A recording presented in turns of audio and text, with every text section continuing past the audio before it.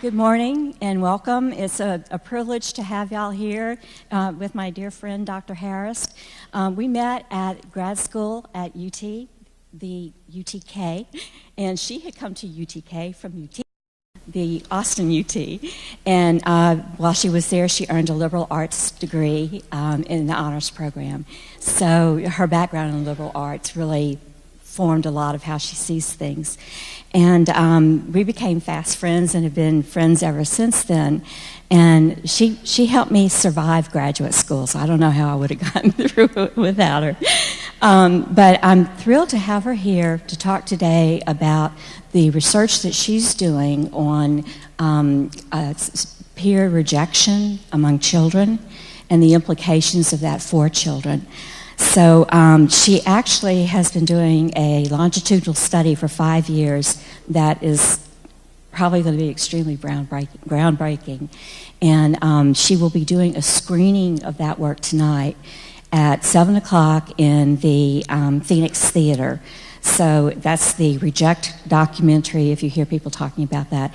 So if you can fit that into your schedule, please try to do that. It should be a phenomenal presentation. When I was on the Liberal Arts Committee last year, and they were saying we need to be thinking of speakers for this year, and I thought Manny would be fabulous. And I thought, okay, we've got beauty, we've got truth, courage, goodness. She could do any one of those and do it great. And when I approached her about talking, she goes, justice.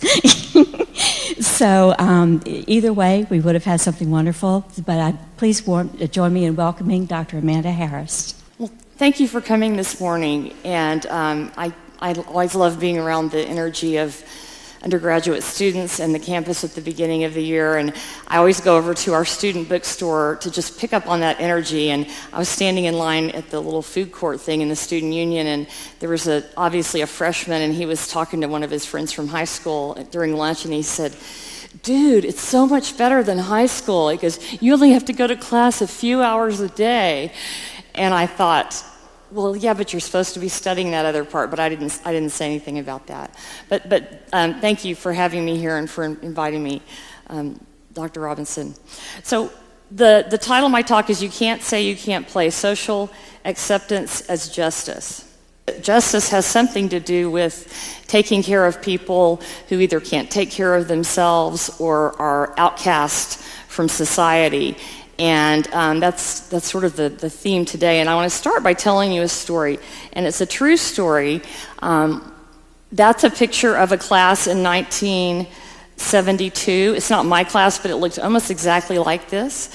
I was in 5th grade, and I'm old now. I'm 54 years old, but I remember this as if it were very recent, the story I'm going to tell you. So I'm going to tell you a little bit about where I grew up. My dad, having gotten his PhD in math at the University of Tennessee, got a job down in Houston, and we lived in Clear Lake City, which was a suburb built for NASA.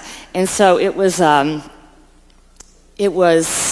at one point Los Alamos, New Mexico, where they have the national laboratory, and Clear Lake City, Texas, were the highest concentration of PhDs in the country. So it wasn't your typical suburb, and we had great math and science in this school.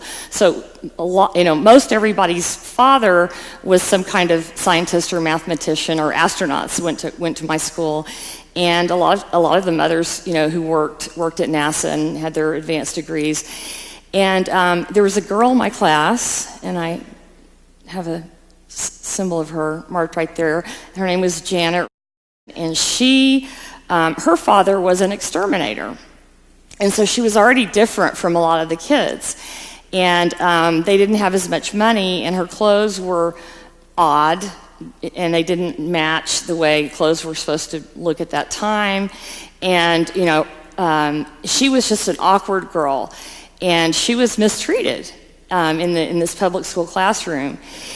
She went through puberty early, and in my school, in kindergarten through 4th grade, for PE, you just played in your school clothes. But in 5th grade, you had to change into shorts and a T-shirt, and the girls all had to change in this one open room. And so if a girl had started wearing a bra, it was a big deal because everybody knew. And so because she developed early, she was one of the first ones, and so people made jokes and teased her, and she started crying, and you could tell that she came to dread PE every day.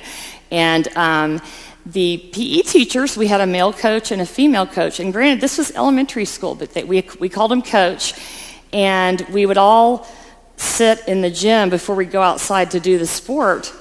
And if you didn't bring your clothes to change into, you couldn't play. Well, she started accidentally forgetting her clothes because obviously she didn't want to play. She wasn't athletic, she was clumsy, and she didn't want to change clothes. And so they started mocking her for not bringing her clothes. And I remember one of them saying, you're so stupid that you can't remember to bring a t-shirt and shorts every day. And she would cry, and so she was just miserable. And in the class, in our classroom, some of the kids actively teased and picked on Janet, and we would call it bullying today. And then the rest, and like I said, even the PE teachers picked on her and bullied her. The other children ignored the teasing. Nobody stood up for her. Nobody told the principal or the teacher. I don't know if the teacher saw it. Surely she did. And that's what I did. I was just a silent witness to this. So I don't remember exactly what happened, but one day I was at Sunday school. I don't remember what the lesson was, but somehow I became convicted that wasn't very nice what was happening to Janet. And so I felt bad about it, and so I got up my courage to do what I considered the just thing and the right thing and what Jesus would want me to do. And so I have this out for. So on Monday, when she got up from her desk, we were working at our desk, I wrote a note and I left it and I put it over on her desk, and I scrambled back to my desk and so nobody saw me. And this was the brave note that I wrote. Dear Janet, I don't hate you. Mandy. And it's funny, but it's kind of sad. That was the bravest I could do. I wasn't going to say I liked her. And to be honest, she wasn't very likable. I mean, it wasn't her fault that her clothes didn't match and she wasn't athletic and all that. But because she cried easily and, she was immature, she wasn't that likable. But I did not hate her, and I wanted her to know that. So then something I never could have imagined happened. She told everybody in our class, Mandy's my best friend. And I get a little choked up about this because she didn't just say, Mandy doesn't hate me, or she didn't try to be my friend. I automatically went to this category that I was her best friend. Why did she say that I was her best friend?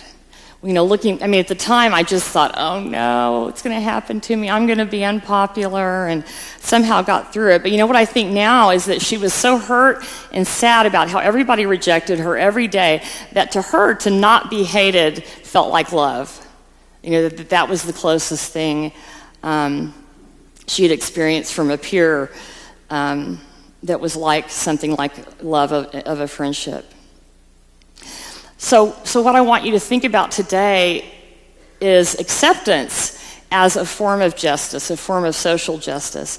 And social psychologists and developmental psychologists and family scientists have studied acceptance, and it's pretty much agreed that we all have a basic human need to be accepted. So if you've studied Harry Stack Sullivan, who wrote around the time of Freud, he talked about how we have emergent needs, and one of them is to be accepted. And when you're little, your parents meet that need by, helping you develop good self-esteem and feeling secure and safe. But once you go to school, Sullivan argued, your mom can tell you you're smart as long as she wants, but once you realize you're the only one who can't read, you don't feel so smart. You start doing that social comparison, or your dad can say you're pretty and those boys are going to be knocking down the door to date you, but if you don't have a date, you feel like a loser. So there's a point where you have to get a sense of acceptance from the peer group really to feel okay. Your parents can't fulfill that completely.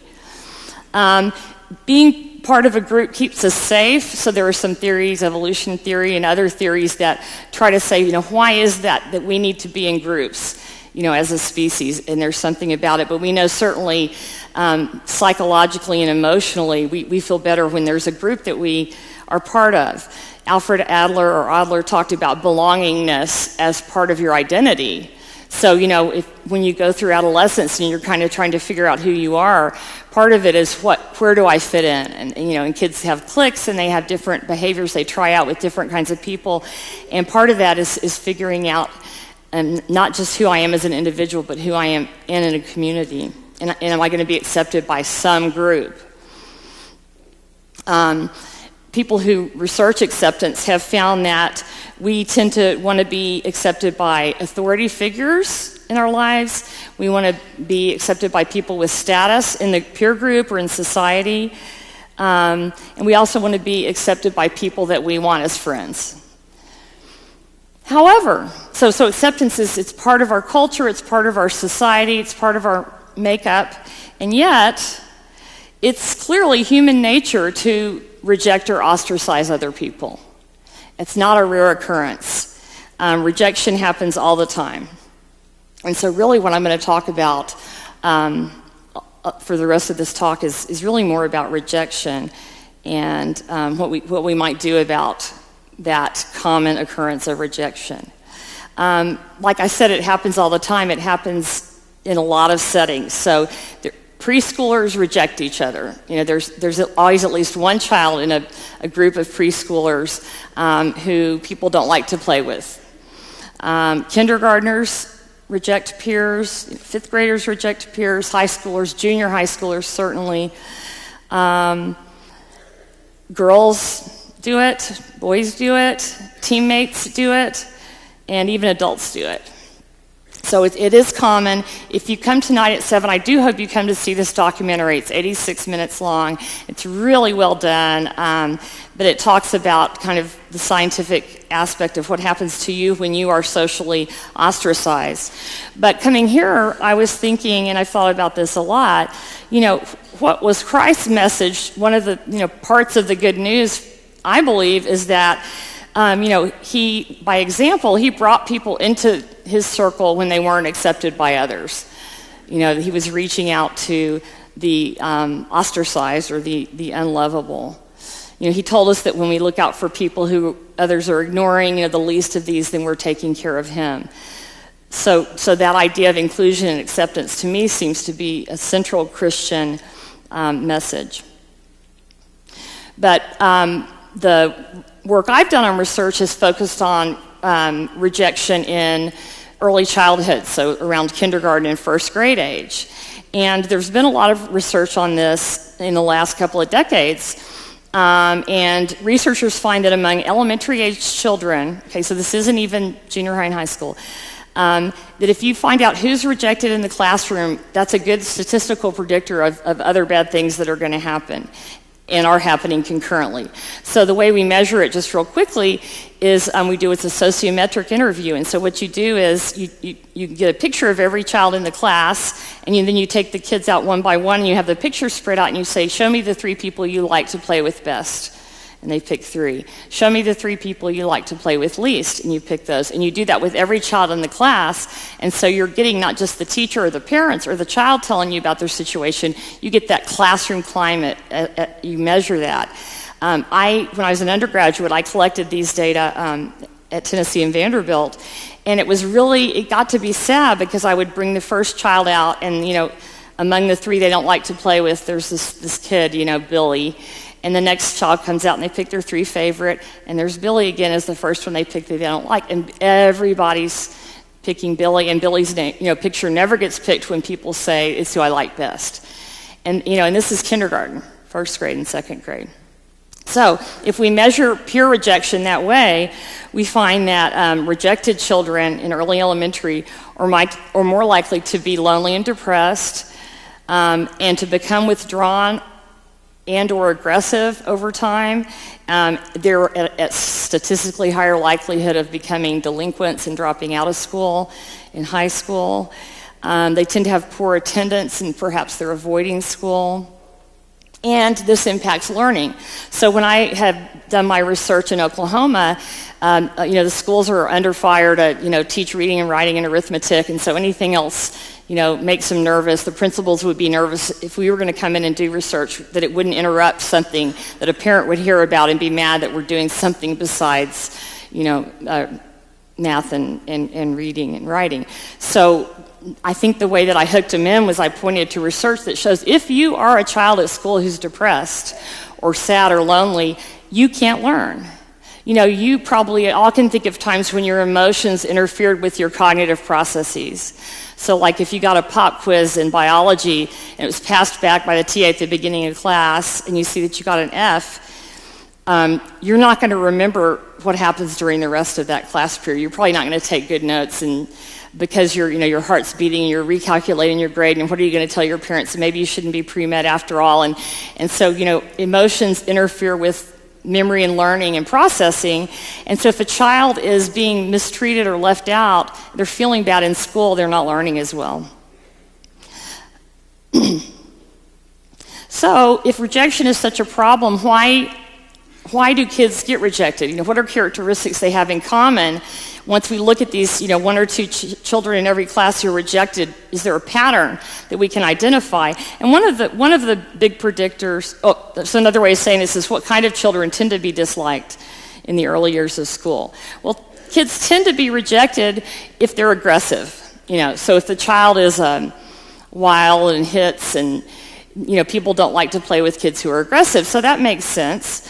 But there are also kids who are rejected just because they're different. And so this might be if they are in the ethnic minority in their class, they're more likely to be picked as one of the three that you don't like to play with. It might be if they're funny looking, maybe they have a disability, and maybe they're different because they're overweight. And so coming from this background of studying rejected children, I had a chance to study childhood obesity when it became, such an obvious, epidemic proportion problem, 10 years or so, and it was in the media. The government started funding projects to look at child obesity, and I thought, well, what do I know about obesity? And I did know that obese children are more likely to be rejected. So that kind of led to the project I'm going to tell you more about. But anyway, not looking just at obese kids, but any kids who are rejected, when the government realized these kids are going to be more likely to be criminals and drop out of school, let's try to nip that in the bud. So let's try to find the kids in kindergarten, first, second, third grade who are rejected, who don't have good social skills, and do interventions with them. And so the interventions that were designed targeted the rejected children. So they would pull the child out of class, and a counselor or a researcher or whoever would have maybe a small group of rejected children that would come together, or one-on-one, and teach social skills, so count to 10 before you say something if you're mad, or stop, look, and listen, and trying to teach anger management, and trying to make the child act differently so they don't evoke or provoke that rejection. And so what they found was you could teach the child the skills. You could teach them to manage their anger and the other things they needed to do, join groups. Rejected kids aren't good at joining groups, and you could teach them those group entry skills. But what happened was you put them back in class, and people still don't like them. That children form a reputation very early, and teachers have a bias too. So they would do observations, and the children, something would go wrong, and the rejected child wouldn't be involved, and the teacher said, "Who did that?" And they would say that the rejected child had. So they were a scapegoat. And I even saw one article where they'd done this intervention. They saw the kid, it didn't help their social standing, and they suggested that you put the child in a new school after the intervention, so they can start over at a place that they don't have a reputation. So that's kind of drastic, moving your child to a different school, and how many times would you be willing to do that if, the situation was recapitulated? And so I was thinking about that, and I thought, in a way,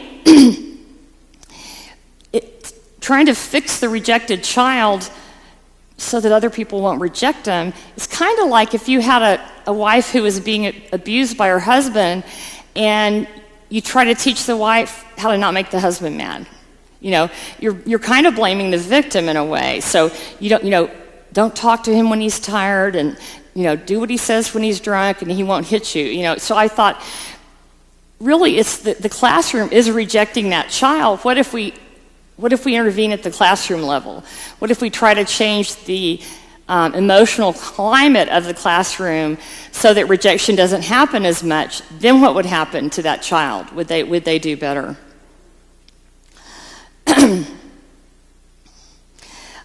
The other piece of research, and this is really what the documentary tonight focuses on, has found that the brain reacts to social rejection the same way that it does to physical pain.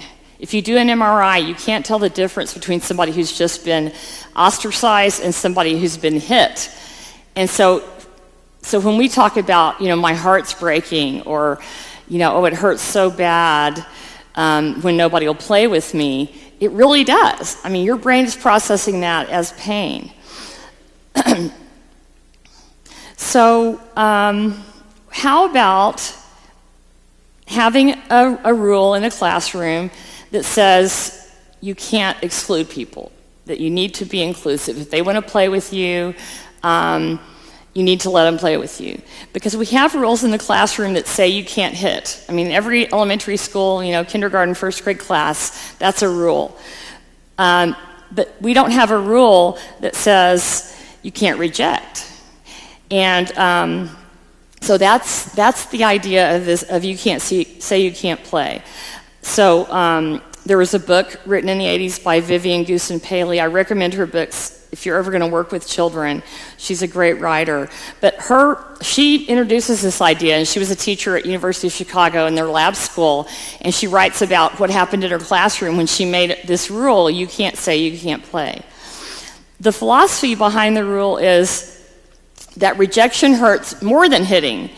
I mean, I would argue that if you think back to kindergarten or first grade, and you could probably think of a time when you really got your feelings hurt because people wouldn't play with you or they made fun of you or something like that. You probably don't remember a time somebody, pushed you. So it hurts more or as much as hitting. And since we know rejected children don't learn as well, then maybe social acceptance should be something that we teach in the classroom. And so that maybe teachers should try this, you can't say you can't play, as a classroom rule. So I designed a pilot study and to test this out.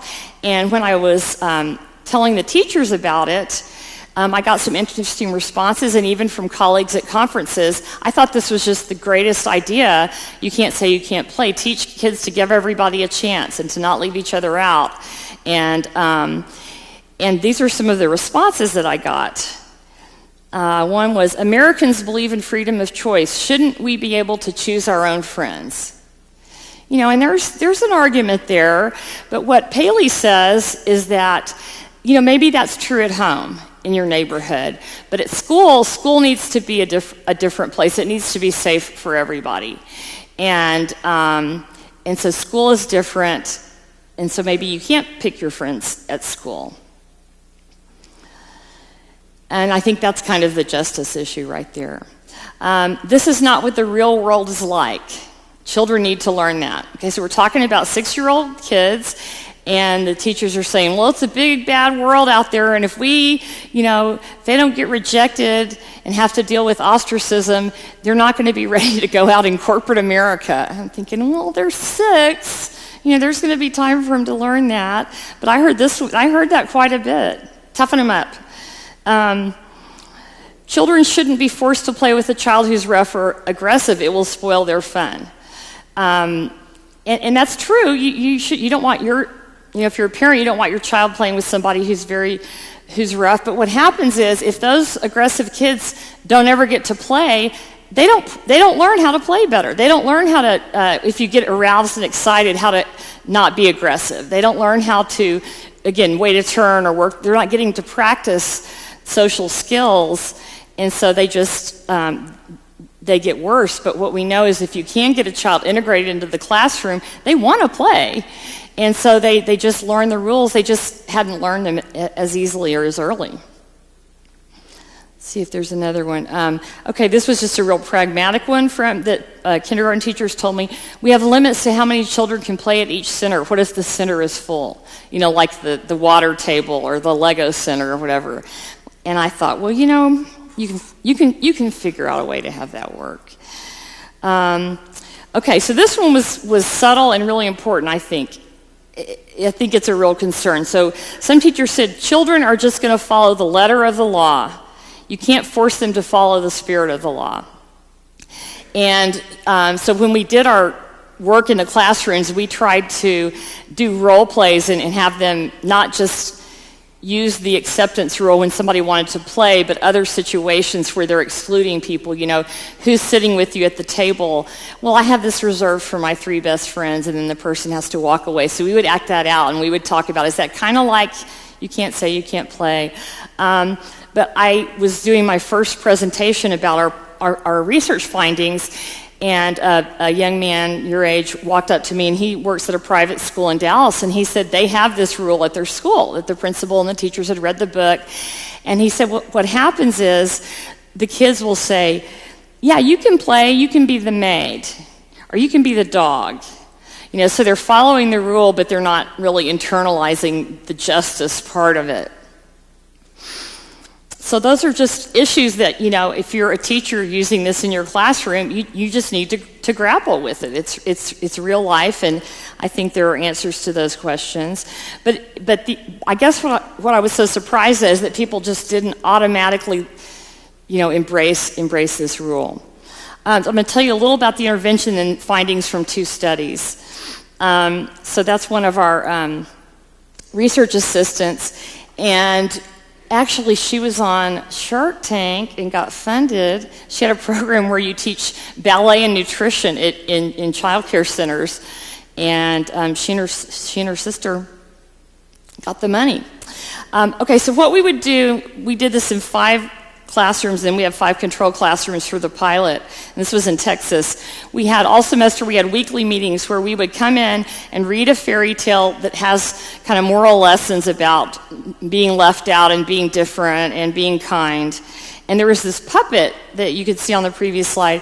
It was just a paper bag with like little fun foam, you know. And what was really funny to me, because I did some of these interventions, the kids loved that puppet, that magpie, and it was a paper bag, and you'd get it out and they'd say, oh, magpie, you know, and they'd want to kiss magpie when you left. And I'm thinking, what is it with this paper bag puppet? But he represented kindness, you know. And if you'll see that in the movie tonight, some of the kids describe magpie, but he was a hero to him. Then we would talk about you can't say you can't play and the principles behind it. We would do role plays. And then we would say, okay, we're going to start having the rule in the classroom. And we had a big poster board that said you can't say you can't play. And then we would go, and then every week after that we'd check in and, you know, was there a time when you didn't use the rule and what happened, and try to follow up to see how it was working. And we had done pre and post assessments of the social status of kids in the classroom, and we wanted to see if that changed in the classrooms where they had this you can't say you can't play intervention.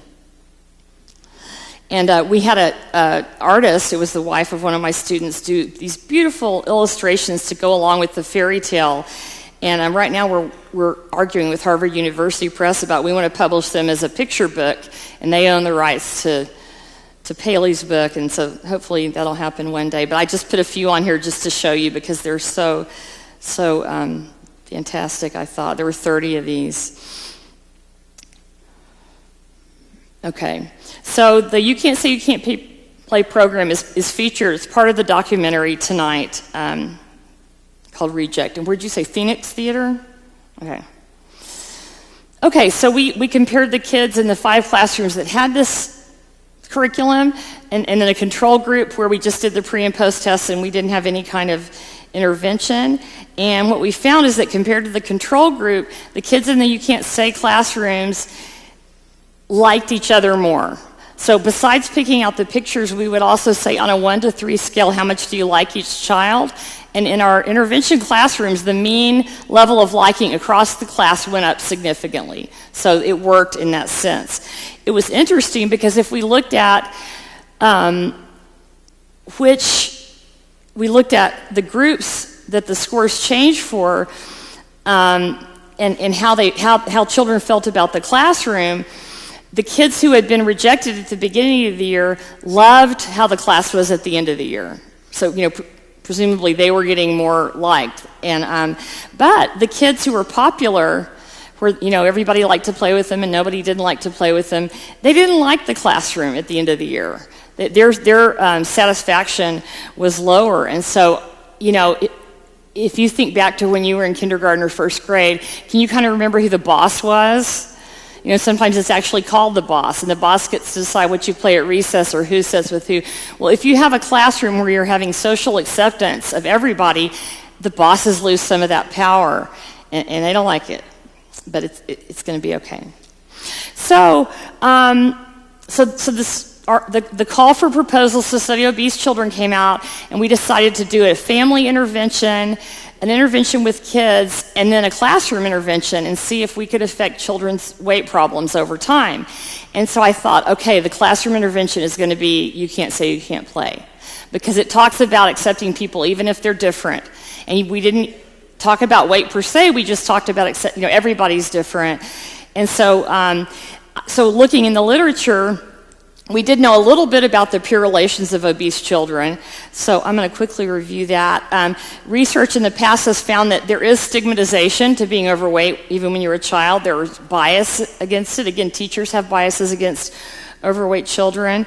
Obese children are teased and bullied about their weight, and generally tend to have unsatisfactory peer relations. They don't have as many friends, for example, and don't play with their friends after school. And, in my mind, it's a vicious cycle, because if you have a child who's obese and nobody will play with them, they're not getting exercise on the playground. And nobody's sitting with them at lunch, so it doesn't matter what they eat. They go home, they eat for comfort. We have a paper that came out that shows little children even do emotional eating. And so then it's just, they're not going to want to be on the YMCA soccer team. And so, you can see how a child, once they're overweight, it can get worse because of these psychosocial factors. So we wondered if having this You Can't Say You Can't Play intervention in the classroom could impact child obesity. So that's the last thing I'm going to tell you about. Our school was called the Families in Schools for Health Project, or the FISH Project. It was a large community study, so we had 1,200 kids in our study, and it was from rural Oklahoma. Being rural increases your risk of being obese. We also had 19% Native American children, and that being Native American is also a risk for obesity. So it was a non-clinical sample, but high risk. This is just showing you how far-flung our schools were, and it was mostly small towns and high rates of free and reduced lunch. So it was, kind of a high poverty sample. So we had 11 classes where we had You Can't Say You Can't Play. And so among those, there were 254 kids who were overweight or obese out of the 599 kids in the You Can't Say You Can't Play classes. So that was the size of the sample. I'm kind of zipping through this because we did find that our family intervention made a difference in kids' weight, but when we factor out statistically the impact of the stuff we did with families and kids, eating and exercise and so on, we found that this bottom row, those red, we found that so the intervention was first grade. In second and third grade, if you had You Can't Say You Can't Play, your BMI did not go up as it did in the control classes. So even though we didn't talk about weight, if you were in a class that had this social acceptance and everybody played with everybody and everybody was friends, your weight either stayed the same or went down. And in the control classes, the kids who were overweight got more and more overweight. So exciting findings for us. I think the implications for practice are that it's worth targeting the emotional climate in the classroom when you're looking at weight even, but also psychological and emotional variables. Instead of just trying to fix the problem in a child, let's look at how the whole class is handling problems and how they're treating each other. And that we can teach acceptance and inclusion and promote justice in that way. Implications for this idea of justice. There was a quote I found that says, social justice includes a vision of society that's equitable, and all members are physically and psychologically safe and secure. I know that Carson-Newman is already working toward this vision. I saw you had programs in applied social justice, and I hope I've sparked some ideas for new ways that you might continue to make that happen.